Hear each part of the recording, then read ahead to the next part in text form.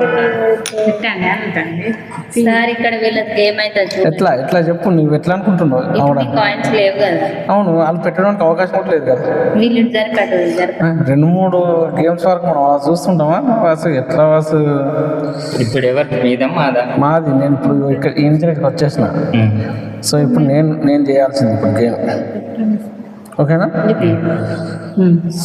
so నేను చేయాల్సింది game